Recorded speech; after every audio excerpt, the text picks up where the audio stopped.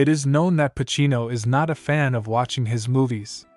The thought of watching The Godfather so embarrassed him that he decided to leave the premiere and only 5 decades later dared to watch it. I arrived at the premiere at the Lowe Theater in Times Square. I was wearing a bow tie the size of my head, recalls Pacino in his memoir. I remember standing on stage with my colleagues in the movie answering questions from reporters, but as soon as the lights went out, I got up and left. I didn't want to see what turned out in the end.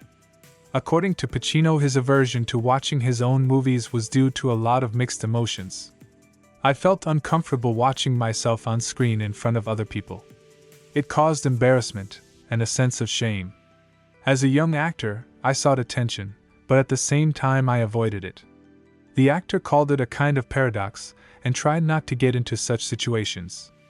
Most of my life, I lived and never saw The Godfather in its entirety, said Pacino. Perhaps because starring in it, I couldn't be an objective viewer.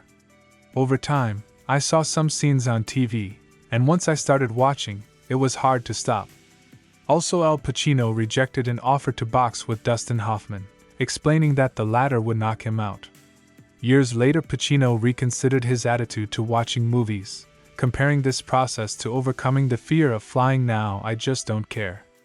But the road to this change was a long one.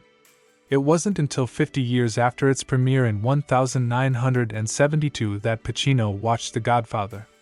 He emphasized the power of the film by talking about the scene in which Marlon Brando, playing the role of Don Vito Corleone, is discharged from the hospital after the attack. At that moment, the character is informed that Michael Corleone has killed the traitor Sollozzo and has been forced to flee to Sicily. The experience of filming, during which Francis Ford Coppola nearly fired Pacino several times, may have exacerbated his reluctance to see the movie. In an interview with Conan O'Brien, the actor admitted that when he was injured on set, he thought, "Thank you, now I'll definitely be pulled out of the movie." Nevertheless, the role of Michael Corleone brought Pacino an Oscar nomination and forever cemented his name in the history of cinema.